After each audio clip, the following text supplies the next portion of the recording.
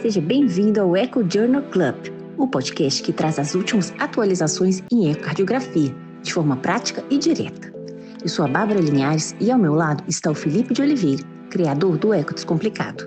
Juntos, exploramos os artigos científicos mais relevantes e aprofundamos o conhecimento em imagem cardiovascular. Prepare-se para mergulhar nesse universo fascinante e transformar sua prática clínica.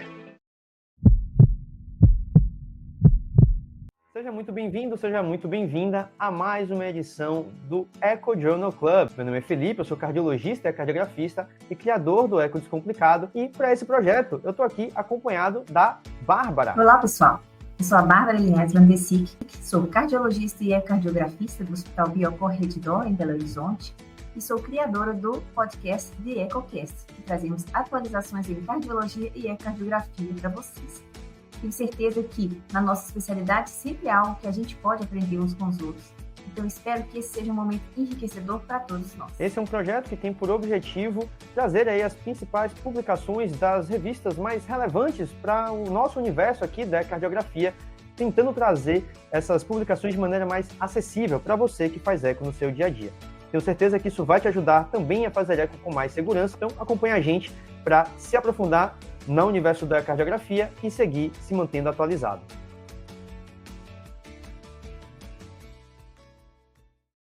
Olá, pessoal. Felipe, fico muito feliz de receber você mais uma vez aqui no Echo Journal Club e agora eu quero saber qual artigo elegante você trouxe para a gente. Elegante porque agora tem que fazer parte, né, supostamente aí de boa parte dos nossos exames, você que conhece como ninguém aí, o strain do átrio esquerdo, esse trabalho que basicamente tenta trazer aí ainda mais robustez para a indicação de uso mais em larga escala aí do strain do átrio esquerdo, um trabalho publicado no JACE em 2025, na verdade na mesma edição em que foi publicada a nova diretriz de avaliação da função diastólica.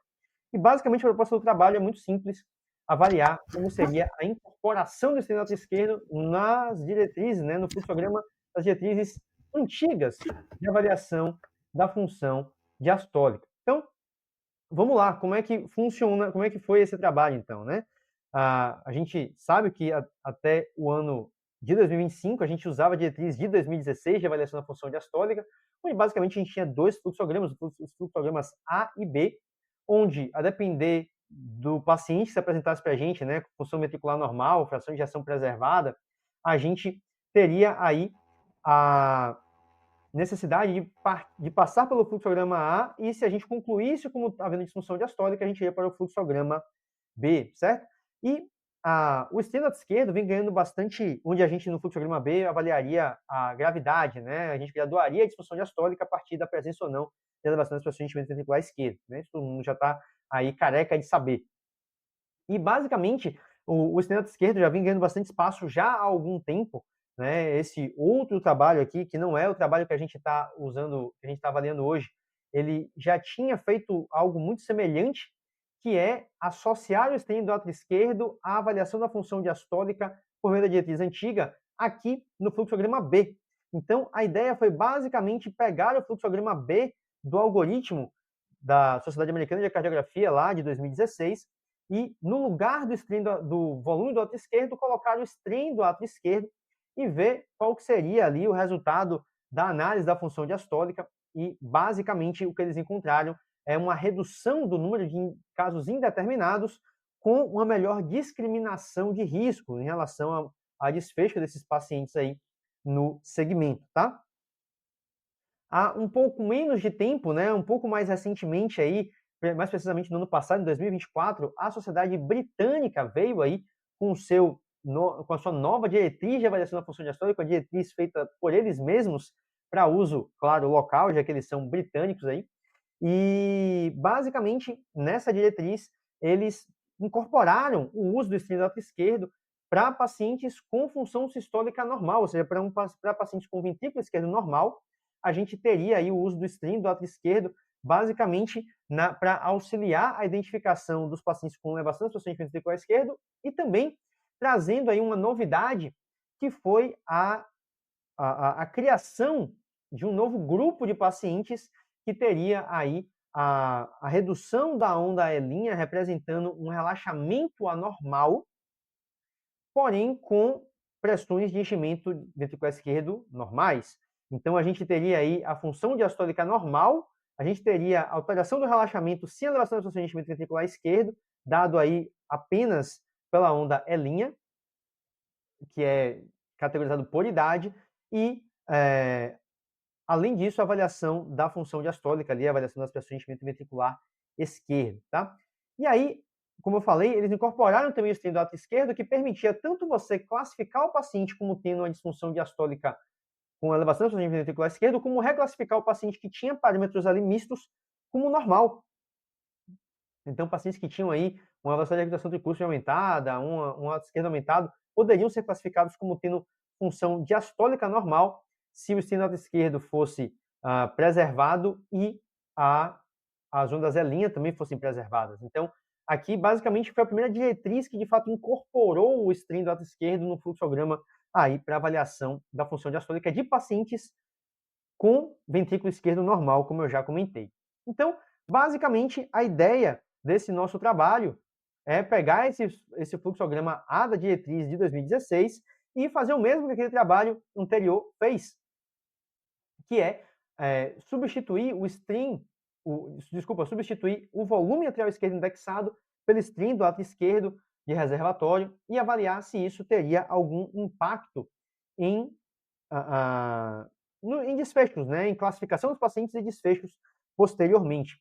E aí, além disso, a ideia deles é comparar a performance desse fluxograma adaptado com a diretriz britânica, né, que, além de incorporar o estrém do ato esquerdo nesse diagnóstico, traz aí a presença desse grupo novo, que teria aí uma alteração do relaxamento de maneira isolada, classificado pela onda E', e se isso traria algum benefício, algum impacto no prognóstico desses pacientes, tá? Então, basicamente, foi um trabalho unicêntrico lá na Hungria, na verdade, unicêntrico, vírgula, né, porque é de um estudo com um grande banco de dados de pacientes voluntários saudáveis, tá? Então, não é um trabalho hospitalar, um grupo de screening populacional.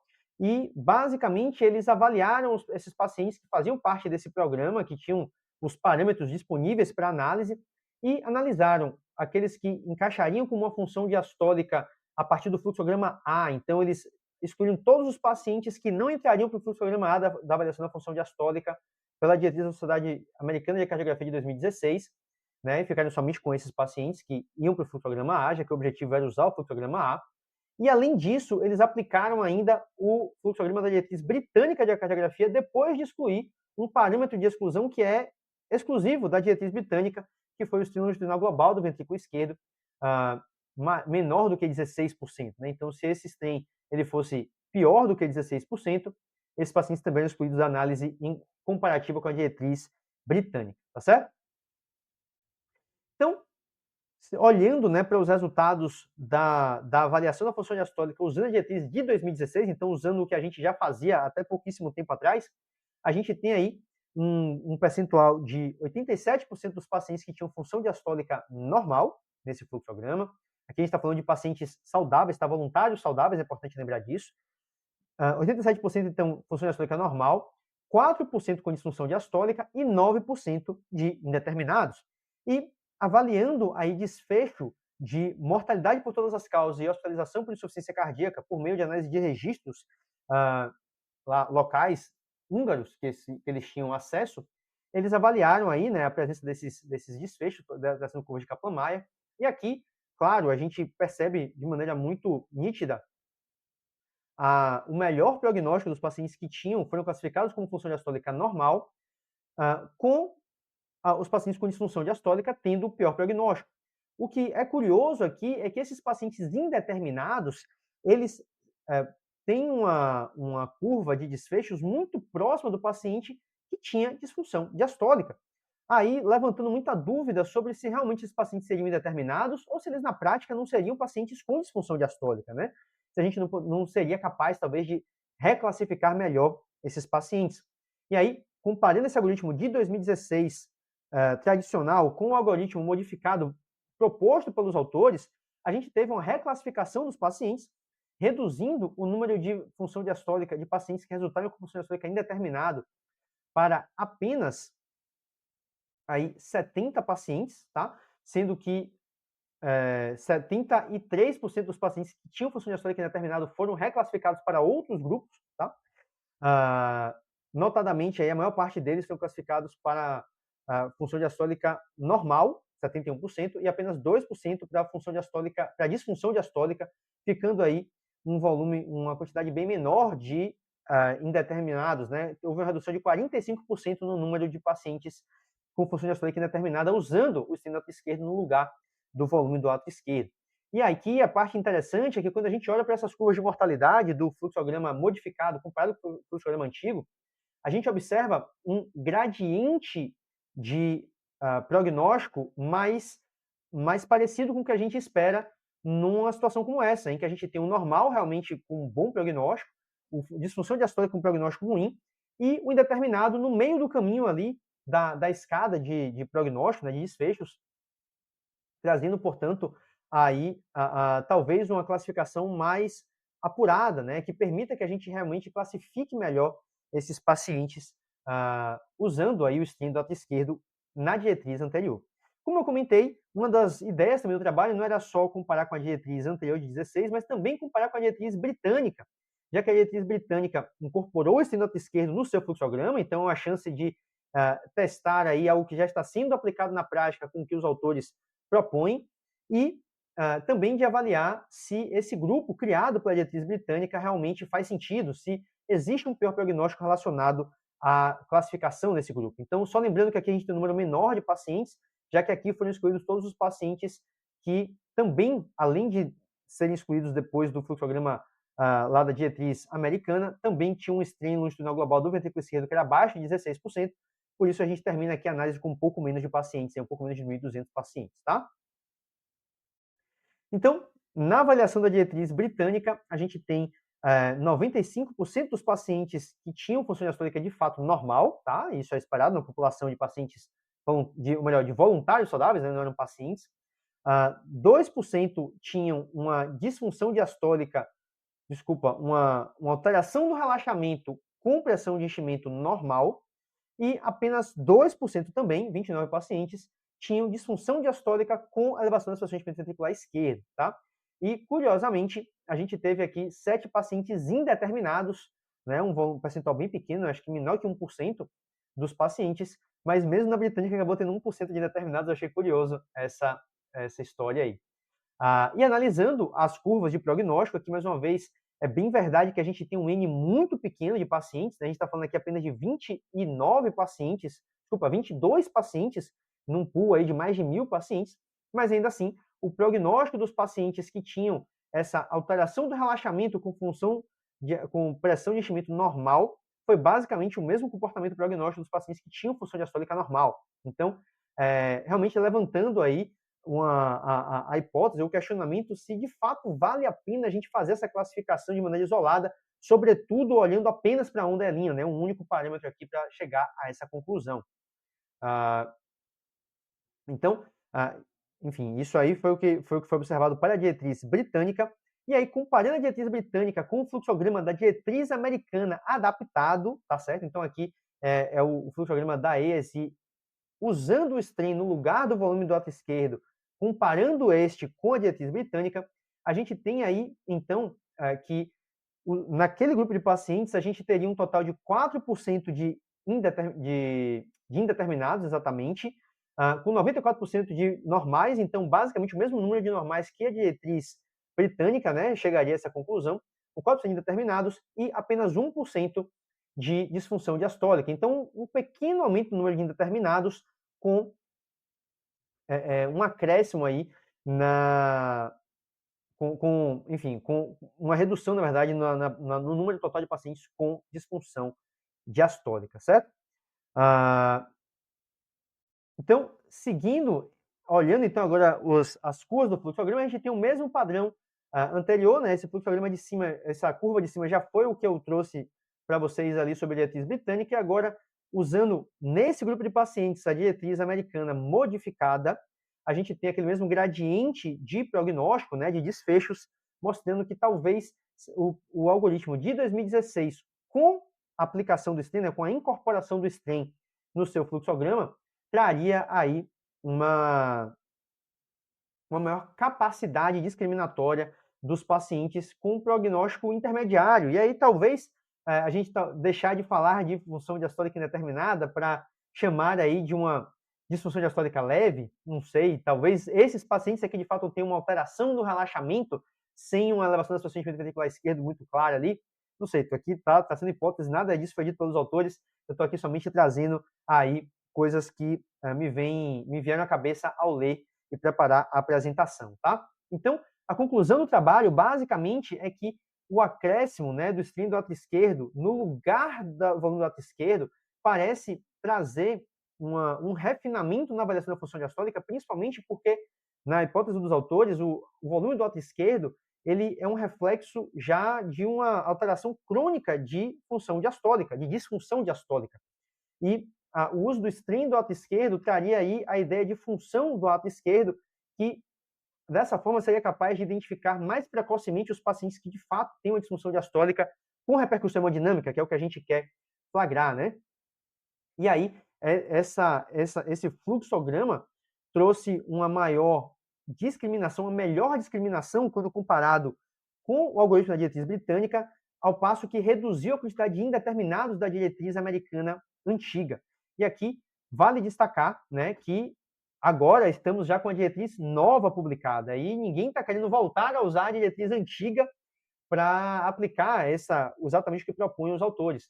Mas ainda assim, a ideia aqui, né, e o principal conceito por trás desse trabalho é mostrar como o strain do ato esquerdo de fato parece se apresentar como um parâmetro de função diastólica superior ao volume do ato esquerdo e que, ao ser acrescentado na avaliação da função diastólica junto com outros parâmetros, traz realmente informações que não só flagra pacientes com aumento da sua rendimento ventricular esquerdo, mas também identifica pacientes com um pior prognóstico, tá certo? Bárbara, quero ouvir de você agora o que você achou, você que é especialista em strain do ato esquerdo, quero que você me conte aí o que você achou desse trabalho.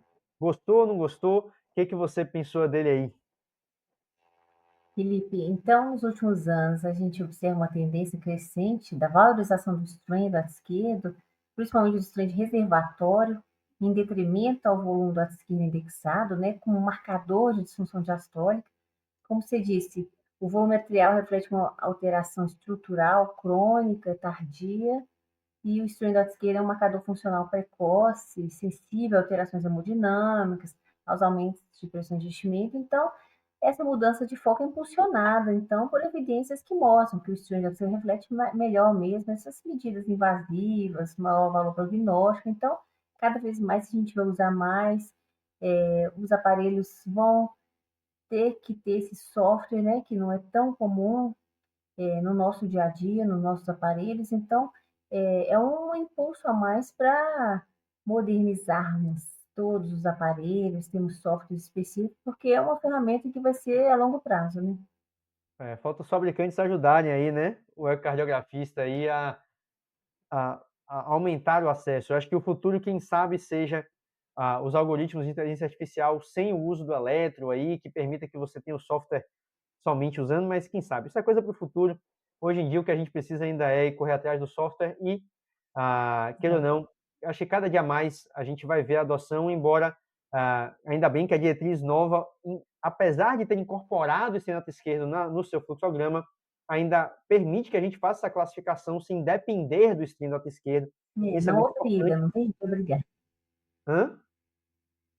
Não tem jeito de obrigar a gente a usar se a gente não Exato, tem, né? exato. Embora o que as evidências mostram é que, em tendo disponível esse ato esquerdo, esse parece ser um marcador muito apurado, né, para identificar pacientes com disfunção diastólica e elevação da pressão ventricular esquerda.